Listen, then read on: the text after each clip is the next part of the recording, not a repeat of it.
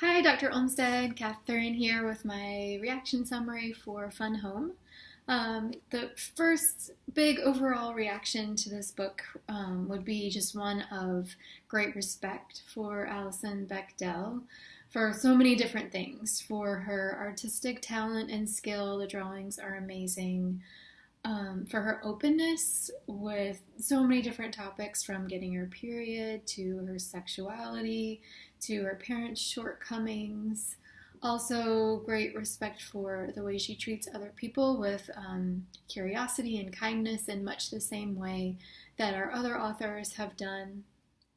And especially for her literary knowledge and her storytelling ability, the way that and I think something that really exemplifies her amazing way to tell a story and to weave meanings together from different angles is just the way that she so deeply explores the father-daughter, her relationship with her father, and their individual identities and their sexualities, and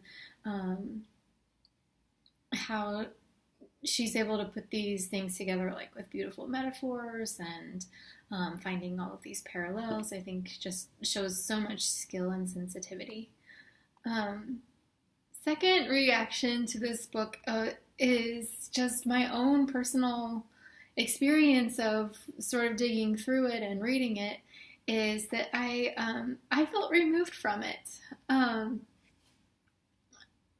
Because of the structure of the memoir as a graphic novel and as a very complicated graphic novel, I couldn't really, even though the story is really touching and it's really emotional and there are so many hard things that happen and that she approaches with this book, I felt emotionally removed from it a little bit. I felt this distance. One of the reasons for that is it's so brainy. Just all of the different layers, from the images to sort of the narration to the dialogue. There's so many different things happening just on the page, and then there's the circular timeline and the references to all of this like classical mythology and stuff that I do not remember from senior year of high school literature. It was so brainy. But I had to work so hard to kind of know where we are in the timeline, to know where my eyes should be going, that I felt like I was learning a lot and I was intellectually stimulated, but this is a very emotionally powerful story, and I felt like I couldn't really tap into it. And there was something really funny. I couldn't find it in the book just now when I was looking for the page reference, partially because it's so cyclical and not chronological. That I thought was really funny is there's this time when she's in college and she's in a literature class in college, and she's getting really frustrated with wanting to just be able to read the books and enjoy them and not have to interrogate them so deeply and question what the authors were really trying to say versus what they're directly saying. And I remember sort of having that debate with my high school English teacher of being like, well, how do you know that that's what the author meant? And maybe it means this to me, and you don't know that that isn't what they meant. And I mean, obviously I was just frustrated because I wasn't getting the meaning right away.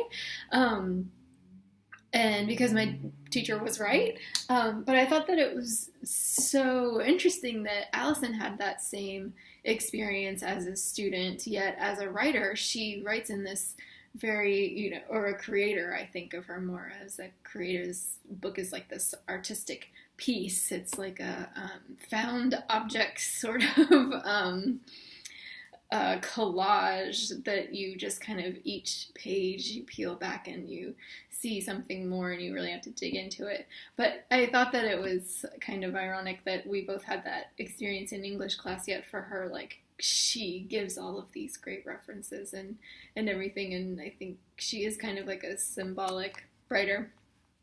And something else that I thought of when I was reading this book is I was saying to my husband, like, maybe I just don't like graphic novels. I haven't read that many of them, and maybe this just isn't a format that I appreciate. And he reminded me that I had read some that I had really liked. I have read Persepolis, and or I've at least seen the film and read part of it. And I was doing this project a few years ago where I was trying to read a book written by every woman in the world. I started, with Africa and was going to make my way across all the continents, which I haven't obviously completed that project. But for the Ivory Coast in Africa, I read 2 graphic novels written by a woman. And I have it right here. I wanted to show. I was like, oh, I did love that book. And this is it. And you can see like how different it is, because it's just kind of like the image and the dialogue. It's not all of this like up here. There's like the narration, and then here's the dialogue, and then there's like a picture inside of a picture, like when you read Bechdel. But it's really straightforward. And sometimes she'll give you an image that's just, you just kind of take a moment and look at it and take it in, and it's not like so deeply layered. And I really enjoyed that format so much more. But the graphic novel still, like Fun Home, deals with really serious topics. It deals with like teen pregnancy and government corruption and all kinds of women's rights issues and all of that. So it's still serious, but it's I felt like I was able to get more immersed in it. Okay. But despite those sort of my own reactions or criticisms of kind of the way that Bechdel uses the medium of graphic novel, I still, like I said before, I still found it really powerful, and just wanted to share one passage that I really thought was really strong, or one page. It's on page 196. She's kind of looking back and saying, or maybe I'm trying to render my senseless personal loss meaningful by linking it, however posthumously, to a more coherent narrative, a narrative of injustice, of sexual shame and fear, of life considered expendable. It's tempting to say that, in fact, this is my father's story. There's a certain emotional expedience to claiming him as a tragic victim of homophobia, but that's a problematic line of thought. For one thing, it makes it harder for me to blame him.